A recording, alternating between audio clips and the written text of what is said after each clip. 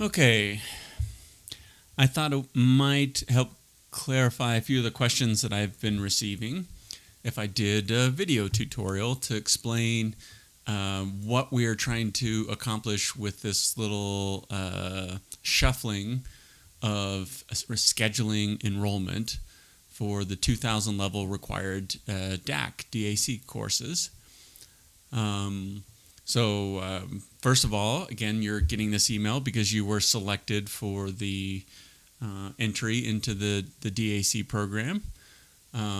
It was an extremely competitive process. We had the most applications we have ever had, and we accepted the most students that we have ever had enter the DAC. We did not accept everybody, but when we, as a faculty, were looking at that list, we saw a lot of quality, as I believe I mentioned in my email.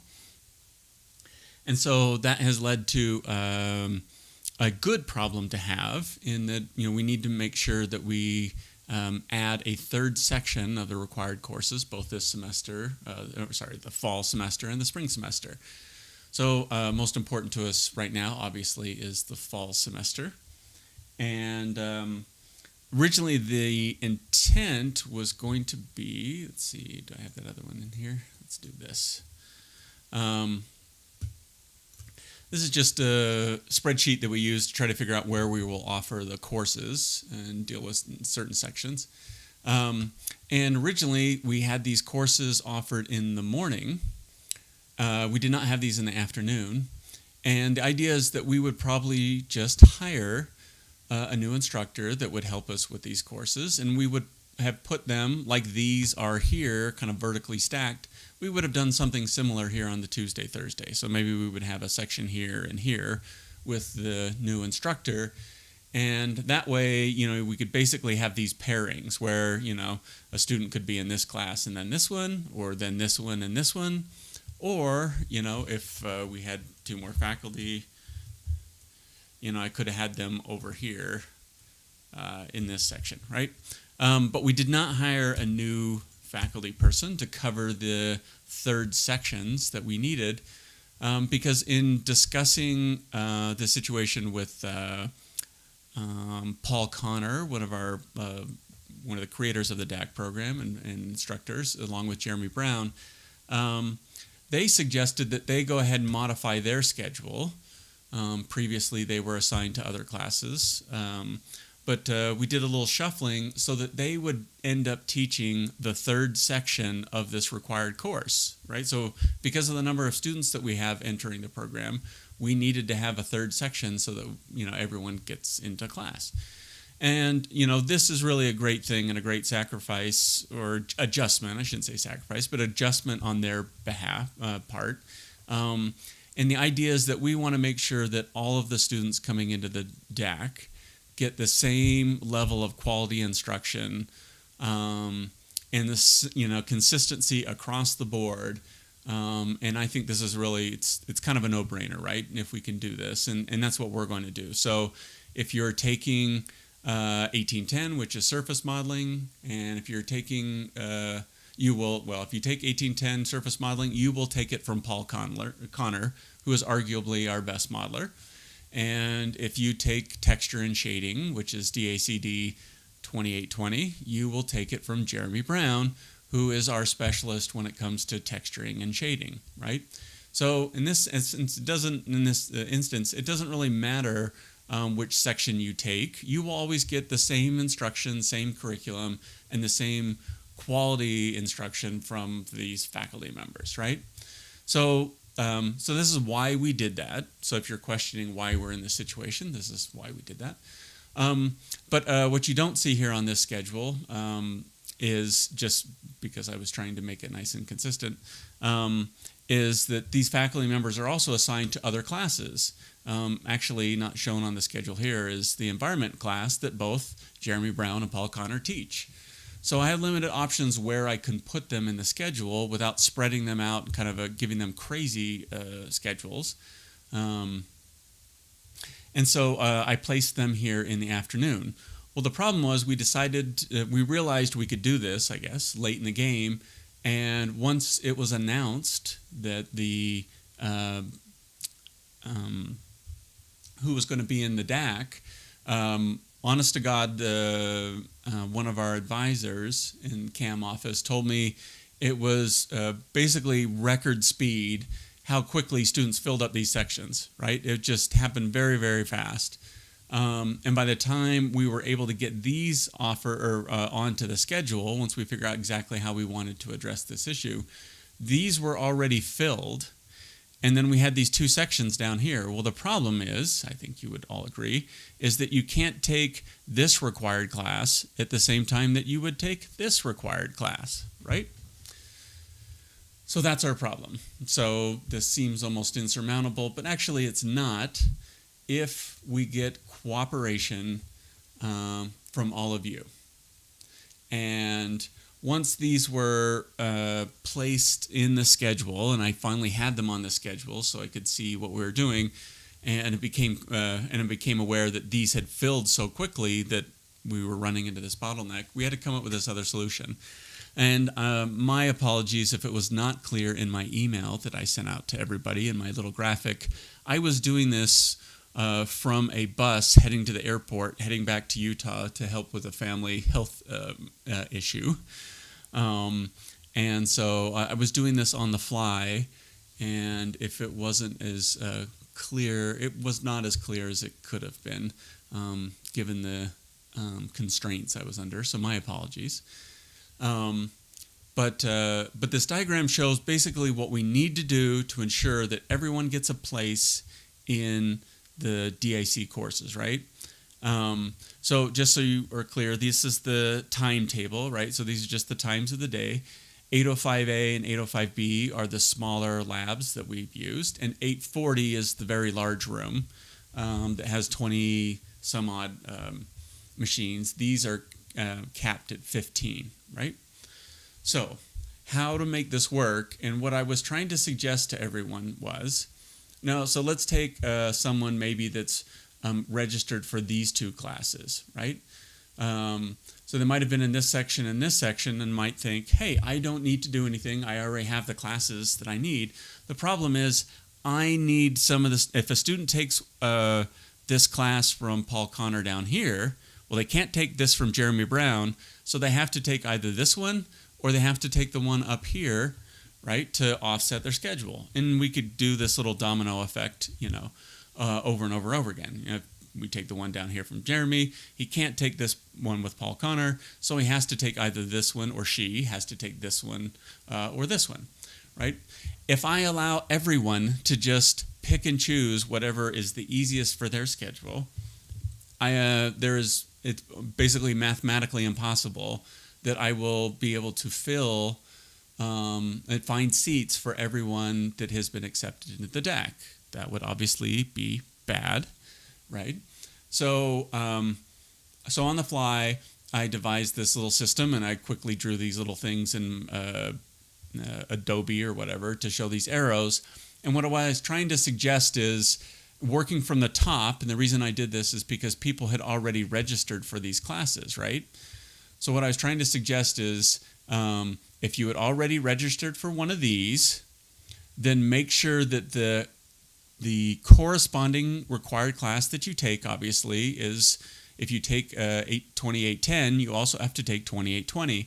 So if you take this one with Paul Connor in the morning, then the section that I need you to take of Jeremy Brown's class is the one here in the afternoon. Okay, so this is at 3:30 to 5:30. If you are registered for Jeremy Brown's 2820, and obviously you need a section of Paul Connor's modeling, then I need you to take this one here, again, in the afternoon, but in a different room. You might have, again, been saying, well, I already have these two classes. If you stay in these two classes, I can't get everyone in there. And I'll come to the conclusion of this in a second, right? So if you are registered for both of these right now, just pick one. Say, hey, I will stay in this 8 o'clock class, and I will register for this one with Jeremy Brown, and I will drop this section, right? And really what happens, these arrows could be on the other end. So if one of the students who was not able to register for anything is able to register for one of these afternoon sections, then they conversely can go back up here and register for this one with Jeremy Brown, right? So if I went over to my little, let's see if I can do this here on the fly. Right? So let's just see if I can draw little arrows. And it would help if my thing was set to black.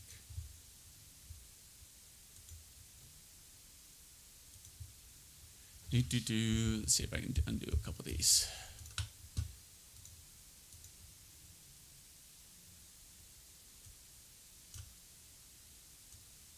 And I don't know where my colors are. All right. Oh, maybe it's right there. There we go.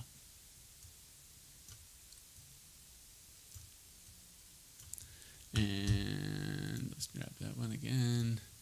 And let's just draw a line there. And we'll put a line here. And we'll put a line here. And we'll put a line here. Oops, it's kind of interesting. We'll put a line there. And we'll put a line there. All right. So if you register for this one, make sure you take that one. Or if you register for this one, make sure you take that one. If you're registered for both of these, drop one of them.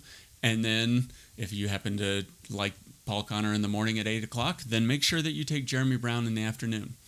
The reason these two can stay, so you don't need to do the afternoons, is because this classroom, the cap is actually 22, right? So what I'm doing is trying not to mix the different classroom sizes. So if you're in a room of 15, then go to 15. This one from 15, this to 15. This one to 22, this one to 22. If everyone does this, I can ensure that everyone will get to take the required courses that they need to, okay? I have received a few emails with students, several emails from students that are just confused about which section they need to do, right? And I totally understand, it was my bad. Again, your patience, I ask. It was a crazy weekend in trying to do this under the constraints I was under. And most everyone is trying to accommodate and register for these. There have been a few students that are saying, hey, I have this other class that I'm registered for. You know, I'm not sure this would fit with my schedule. I'm doing this like, I guess I'm testing the altruistic nature of everyone in the DAC, of the students, that you all will do the best to, move your schedule around so that you can adhere to one or the other of these various scenarios, right? At the end of the day, I have to get everybody into the DAC classes. And if I can't get students to, on their own, move their schedule around to fit each one of these, then, as we get closer to the semester, my only option will basically be to cancel all of the one half of the classes, right? I would just cancel all of Jeremy's classes. Everyone would be registered for Paul Connors, and then I will just manually add people to these sections once I add them back to the schedule, and manually put students into those to correspond with that. I do not want to have to do that, and I don't think any of you want for us to have to do that. I just wanted to make it clear that at the end of the day, I can't really accommodate a lot of variation in here, because then I have no way of guaranteeing that everyone's going to get into the classes. Ideally, this would not be the situation, but, we also had an amazing number of demo reels, and with a little bit of inconvenience here, what we're trying to do is accommodate a larger group of very qualified, exceptional students that deserve to be in these classes. So, as I look at the schedule right now at 9:18 this evening, it appears that some of these sections are still open, right, in this little back and forth. So just make sure of the rooms, right? So room 840, this is the only one that if you take it at 8 o'clock, then you can take it at 10:15. If you're in room 805 or 805A or B, and even if you're one of the students who was, didn't get into these originally, so registered for one of those, then make sure it corresponds back to one of these others. So 840, you just stay in these two rooms. Any of the others, here's what the switch looks like, right? So if you're just registered for either one of these in the afternoon, then obviously you want one of the corresponding ones.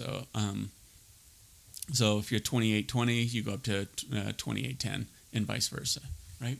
So if I look at the schedule here, I can see that, let's see, Jeremy, so here's an interesting one. Jeremy Brown's class right now has seats in it at the 8 o'clock class in the morning.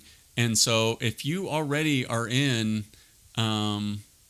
this section of 2810 right now, the class that you need to take is this one right here that's in the morning. Okay, let's see, yeah. So that's in 840. Okay. So there are some openings. So if you, as you're shuffling this around, remember to drop certain sections. And if you were in one of these others, make sure that you drop it so that you can get back into, you free a space up for the other students to add the classes that they need to. Okay, 16 minutes I'm seeing on my recording, and that's way, way too long. And I'm sorry to be repetitive and redundant in this, but I wanted to make sure it was very, very clear what we were asking you to do. I'm very sorry for the inconvenience. We will have a mechanism in place now that we know how many students we've accepted for the DAC. We'll have a mechanism in place in the spring schedule, so it'll make this a lot easier, and we should not have to deal with this. It should be a little bit easier, but just, when you have 3 sections as opposed to 2, it just makes it a little more of a difficult shuffle. But at the end of the day, you're all going to get, these are not bad class times, right? Really, no one's having to take class in the middle of the night, and you're going to get quality instruction from basically our best faculty in these areas, right? You really can't ask for more. Anyways, if you end up having any questions about any of this, please email me. When you get this, please, I know it's the summer, make these changes as soon as possible so I can see where we're at. I'm going to start pulling the rosters for these so I can see exactly which students are in any sections. And if you haven't made some of these changes, you're going to get a little bump email from me with a reminder to do so. So, anyways, hopefully this clears everything up, and I'm looking forward to having you all back in the DAC in the fall.